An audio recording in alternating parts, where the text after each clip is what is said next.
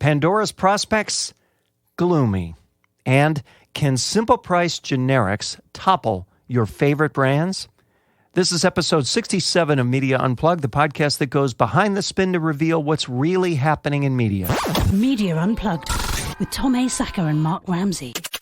Welcome to Media Unplugged. I'm Mark Ramsey. And I'm Tom Asacker. Tom, Pandora's prospects, gloomy. It hurts my heart to even say those words. You know I'm a big fan of Pandora. You know I've worked with Pandora in the past. This is from a piece in Barron's, and the title is, by the way, if you're an investor, is very disconcerting. Pandora, what are they now, asks Morgan Stanley. Because I got to tell you, if Morgan Stanley doesn't know, I certainly don't know, right? Here's how the thing opens. Pandora's relief from cash worries with a big infusion from Liberty Media and SiriusXM. Liberty Media owns a majority stake in SiriusXM. I mean, the company's got a shot at capitalizing on its 80 million users to get more ad dollars, according to Morgan Stanley. Now, my first question is, wait a minute, they didn't have a chance to capitalize on 80 million users before a cash infusion from SiriusXM? Whether the companies attempt to compete for subscription business against Spotify is an open question, says analyst Ben Swinburne. So that's been their recent initiative, as you know, Tom, is they create a premium tier, and they say now you can access music on demand the way you can on Spotify. It's just several years later. Yeah. So they ask in this, what is Pandora going forward? And they conclude the answer will become, quote, more clear, end quote, in 6 months' time. That was pretty clear. I'll tell you what, and I felt bad. It was truly uninspiring to hear Pandora, who was they're the music streaming pioneer, right? They sure are. And they were referred in the article as a big user base with room to grow its share of advertising. That's the end-all and be-all, the sum total of all development of technology, brand, habit, everything, equity, everything. It sounds like a big lemon to be squeezed for the juice that it provides. No, and I tell you, and that's what I think we're going to see, is you're going to see now an aggressive sales push. It's going to result in more ads to those 80 million passive listeners of the free ad-supported version. That's what you're going to see. And in the short term, it's going to make the numbers look better and maybe drive up the stock price a bit. I mean, don't you think? But we're talking about the brand, because over time, those additional ads are going to cause those passive users to wake up. I mean, at least in environments where they're not used to so many ads. I've got Pandora, for example, streaming on my Amazon Echo device, and it's passive, and there aren't that many ads, so it doesn't really affect me, and I just let it run and I let it play. But as soon as there are too many ads, or as soon as it's a little irritating, all I have to do is just tell the device, play Amazon Prime music. So, you see what I mean? And if they wake me up, I'm going to switch. In other words, Amazon Prime Music, something you're already paying for a different context anyway. Right. And the uninterrupted music comes for free. Exactly. With because you're paying to get free shipping on toilet paper, uninterrupted music comes for free. Yeah, and I can do the same thing. I can have a station that plays music similar to this music. Now, Pandora's wish, of course, Pandora's expectation, their desire, I guess I'd put it, is that if they push away usage, they're going to push it away to their own premium tier. But I don't think there's any evidence of that. All the evidence I've seen and heard indicates to date that a tiny, tiny proportion of Pandora users are using the premium tier. And the reason, of course, is that's not what Pandora is famous for, and that's not what people are going to Pandora for. For people interested in that there's another platform called Spotify. They know how to use it. They know where it is. They know what it's famous for, and they're going there. This is the same problem that Apple Music has and why it's so far behind Spotify, besides their immense tentacles into everyone's digital life. The reason is that there's another brand. It's there. It's been doing it longer. It's famous for what it does, and it does it really well. So, and I would guess that the greater likelihood, if Pandora sheds users because of growing ad inventory, they're not going to shed it to their own premium product. They quite possibly, quite probably, will shed it to Spotify. Yeah. Like I said, Spotify or maybe Amazon Prime's music service if people have Prime. Look, the big unknown to me, and you probably have way more insight into this than me, is what are people going to do with Pandora in their connected cars when they're running it in their cars? Are they going to view it as a form of terrestrial radio and then just kind of deal with the ads? I don't know. Well, they will, but then the more it's on par with terrestrial radio, the less reason I have to go to Pandora instead of terrestrial radio. I mean, if they start, remember, one of the big advantages of Pandora historically has been its incredibly diminished ad clutter relative to radio. You're absolutely right that says right here in the piece. 2018 to 20 should be achievable through a combination of rising ad load, there it is, and rising ad prices as Pandora continues to target the $15 billion terrestrial radio market and even larger mobile display market. Well, my first question is, with a smaller ad load, why can't you get rising ad prices? Isn't that what scarcity is about? Once you reduce that scarcity, what makes you think you're going to get rising ad prices as you increase the ad load? And that, and to say nothing of the fact that, as you indicate quite clearly, a greater ad load will result in less listening. This is something that concerns them very greatly right now. Their usage for the past 3 years, Tom, has been stagnant at around 80 million users. Their listening, the amount of time people spend with the service, has been up very slightly. So in other words, they're doing a slightly better job of eking out a little more time from the same number of users. But that's not a good thing long term, because once you start interrupting that experience with more advertising, that average usage is going to go down, and then you risk your total number of users declining because they can't mask it, because the churn just isn't in their favor anymore. There aren't new people to come in. And as you know, one of the problems that Pandora has is it's essentially U.S. only. They have no international tentacles, and their ability to grow internationally is little to none. So it's really a long-term problem. It really makes me sad for the brand in the long run. And you're right, the verbiage is here in the piece. As far as the newer premium subscription-based music offerings, Swinburne is not expecting they have a big success competing with Apple and Amazon and Spotify. Here's what he says. There are both offensive, the subscription music market is booming, and defensive, it may cut into ad-supported listing reasons, for Pandora to offer a premium subscription product. The argument for cutting its losses and exiting premium on demand stems from the competitive dynamic. So they're already suggesting the option that Pandora simply cut its losses.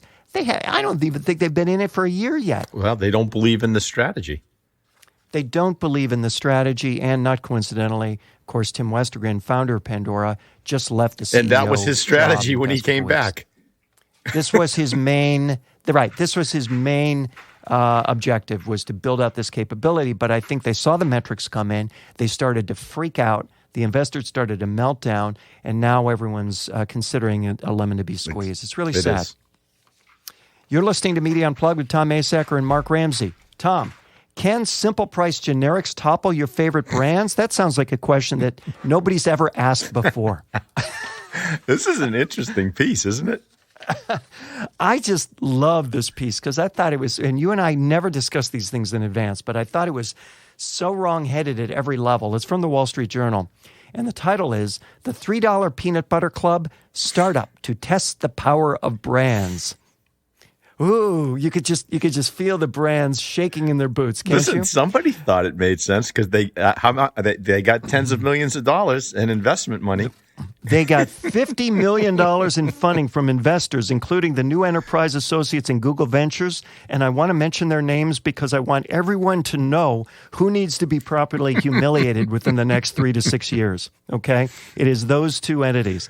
The company is called Brandless, which sounds an awful lot like brainless, but I'll let you figure that pun. We're going to be hearing from this sponsor, huh? Sponsored by brought Brandless. To you by Brandless. Yeah. By the way, anytime you call a brand Brandless in order to indicate that it's not at all like a brand, your intention is clearly to make it exactly like a brand. Am I right, Tom? Yep, exactly. So it's a San Francisco-based startup, because where else would this idea come from? and plans to start selling generic, health and environmentally conscious consumer staples, such as fluoride-free toothpaste and organic agave nectar. Everything will be priced at $3. I love that. The business model: cut out supermarkets and traditional marketing, funneling that money instead towards making products that compete with pricier name brand counterparts. So I don't know, Tom. I want to give you a moment just to breathe and talk to me about this. I think this is so wrong-headed at every level, but I want to hear from you first. So, first of all, we've talked many times about the collapse of the various barriers to marketplace entry and how that's going to lead to a proliferation of brands. So, do I believe that? Absolutely. Is Brandless a poster child for this? I don't think so. And let me explain what's going on here. So I certainly understand the audience thereafter, because I have two daughters that are in their audience. Everyone's trying to capture the attention and the loyalty, AKA the habits, of digitally savvy millennials. Because these are people who are looking for simplicity, convenience, and they won't hesitate to go online and click on a button and have prepared meals and premium pet supplies shipped to their apartments. I've seen this stuff come into my daughter's apartment. I get it. But let me see if I understand the business model and the value proposition of Brandless, which, as their website makes clear, is better stuff, fewer dollars. It's that simple. Okay.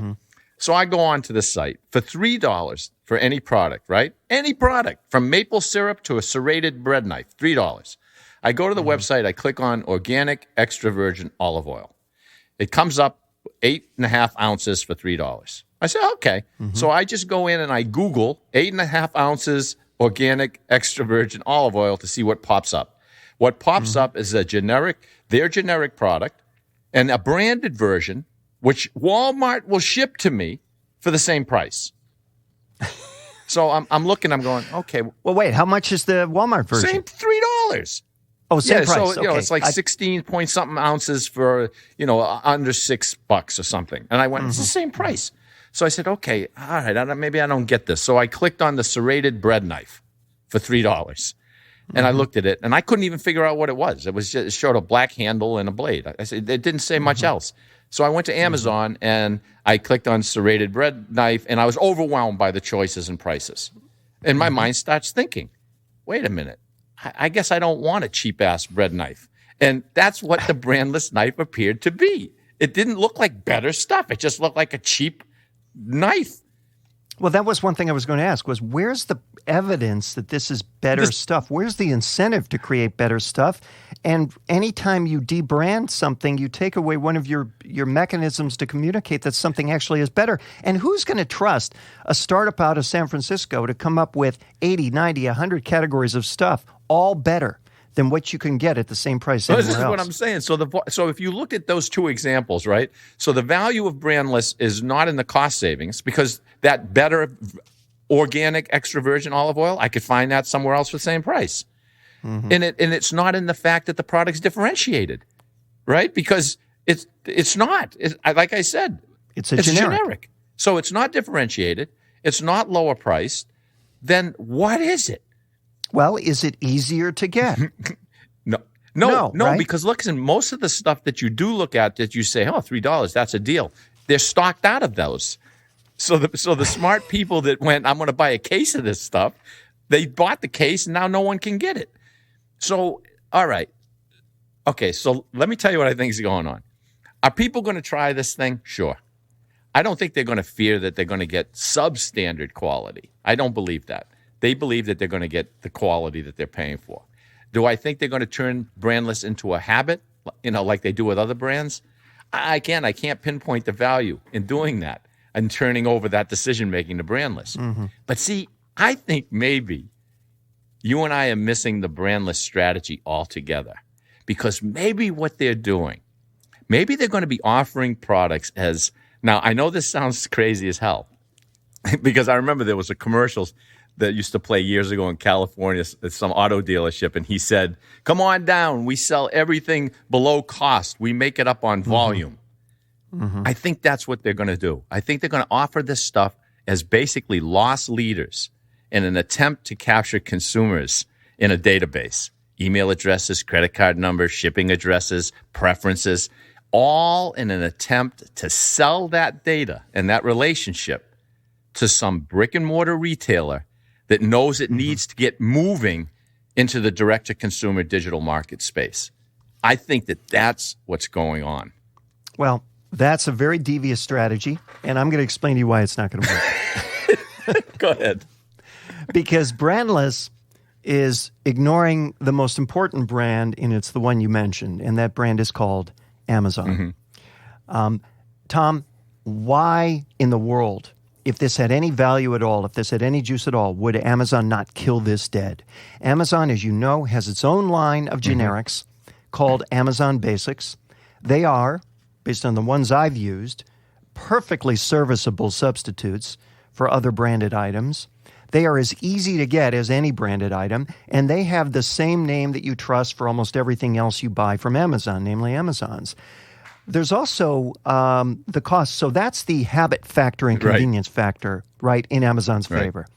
The quality factor, frankly, I'm going to trust Amazon before a startup out of San Francisco with a bunch of guys in a garage called Brandless for quality anyway. So there's the quality factor.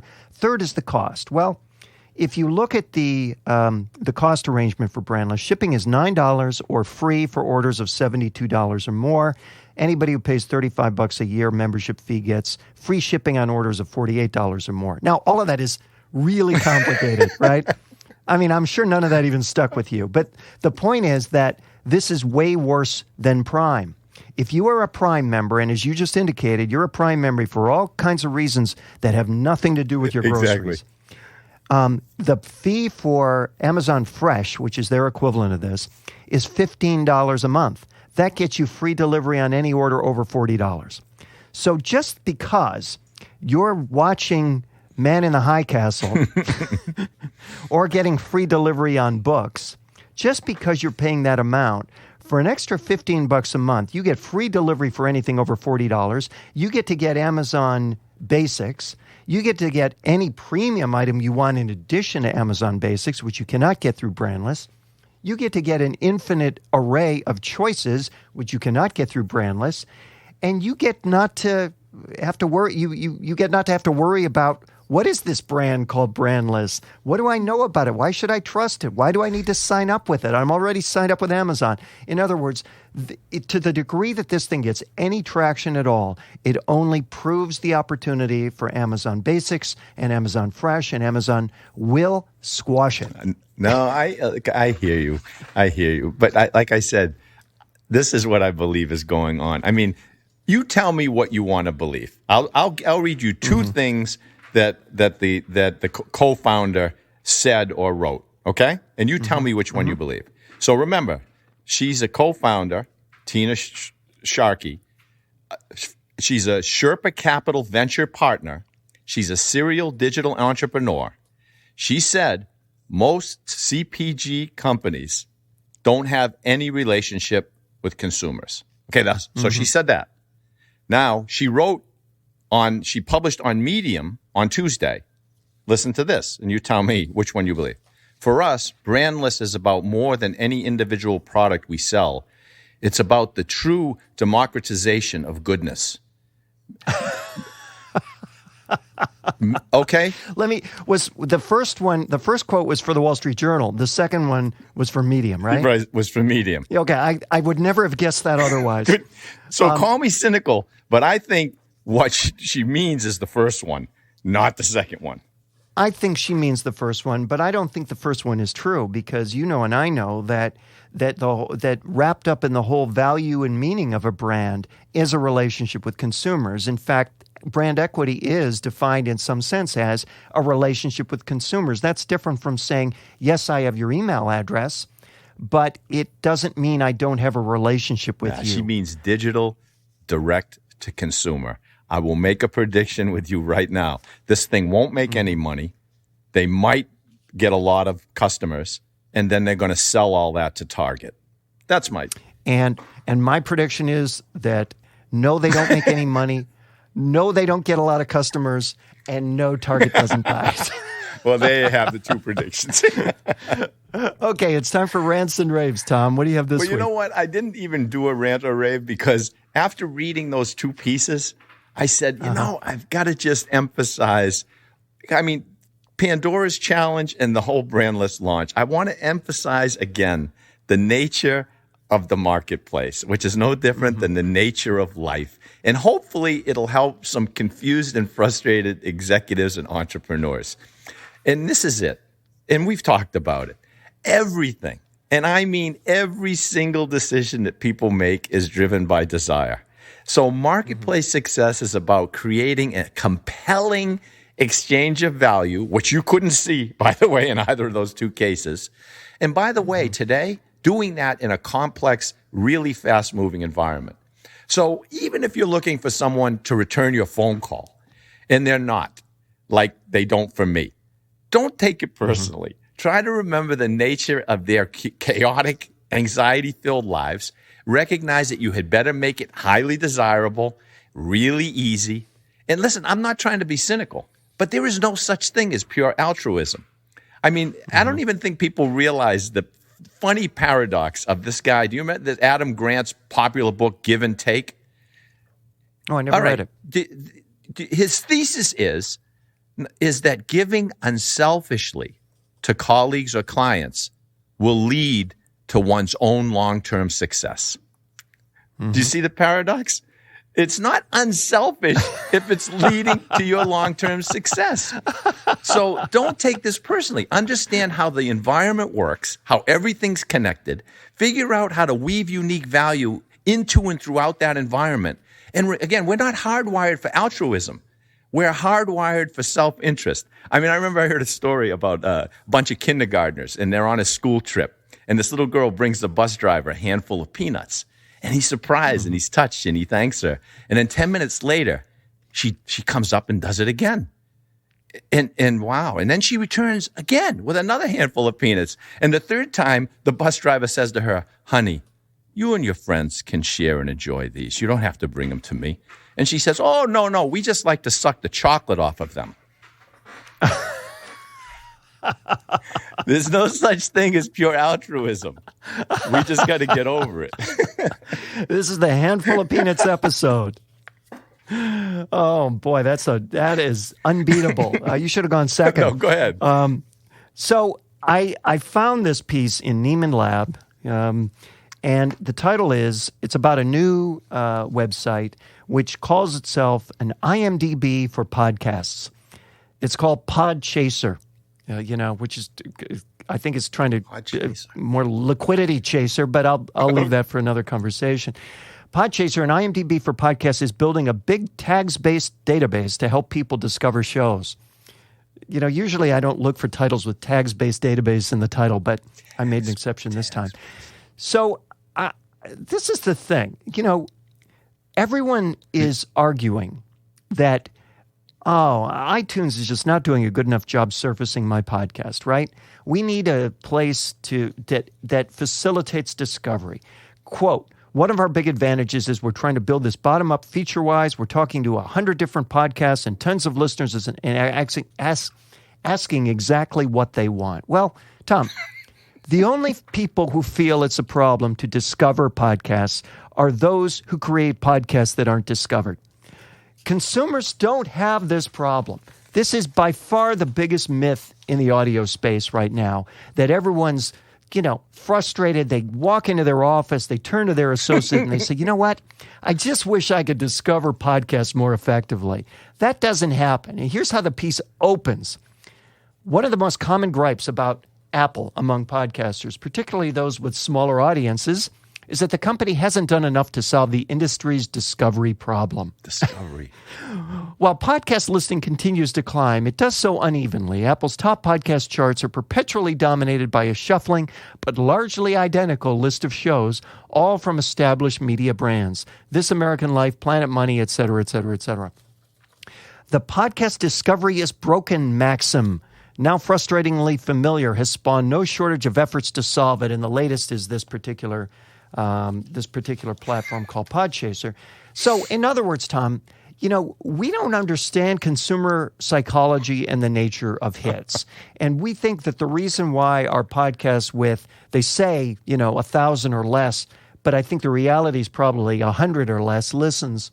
The reason why that's not being discovered is because there's a problem with discovery. It's not well enough surface. We need something more like IMDB. And what I think people miss is the fact that the people aren't looking for your obscure documentary on IMDb. They're looking for Wonder Woman.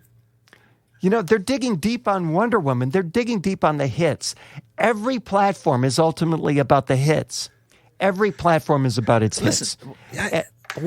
How can content be differentiated from other products in such a way that they can even use that word in discovery with it being an issue? I'm trying to picture like this head of marketing going into a board meeting with the CEO, and they sell peanut butter, and they said sales just going nowhere. We have a discovery problem. That's exactly the analogy. I mean, it says in here, the biggest complaint you hear from podcasters, mind you, is that the majority of them are only getting 1,000 listens per episode. They're on iTunes, but the shows are in the super broad categories where people can't find them. That's the problem, Tom. People can't find the show because if only they could find it, they would embrace it, they would listen to it, they would come back again and again, they would subscribe to it, and you would have 100,000 listeners rather than 1,000 listeners, or more likely, I think, for most of these podcasters, 200 or 300 listeners.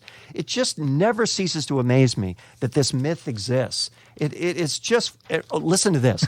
The initial idea for this site emerged last year when one of the founders asked members of the Reddit, the subreddit on podcasts. Okay, so they went to Reddit, which itself is a niche platform. Then they went to the subreddit for podcasts, which only talks to people that are active in the podcast space. And the question they asked was, why is it still so hard to find new podcast episodes? Not surprisingly, everyone agreed. It's like if you go into a room where everyone's cold and say, is anyone cold? Oh, man. So I just find it incredibly frustrating. Look, every category is going to have its hits. If your podcast isn't catching on, don't assume the reason is discovery. Maybe you're just not that good. Look, Mark, here's the deal. And I know what the comeback is. If you really believe that you have a discovery problem and that it has nothing to do with the quality of the show, advertise the hell out of it. Right? Then you will know. Let people listen to one episode. Get them to experience it. And then you'll know. But Tom, as the movie said, if you build it, they will come. Yeah, it works with baseball stadiums, but I don't know. It works in the movies. But not for the movies because they have their own hits, I might add. That's Media Unplugged for this week. Please remember to subscribe to us at iTunes or on Stitcher. And while you're there, please rate the show. It helps other folks discover us. You can also catch us at art19.com, Radio Inc., Media Village, and Google Play Music. You can follow Tom on Twitter at Tom Asacker and Mark at Mark Ramsey Media.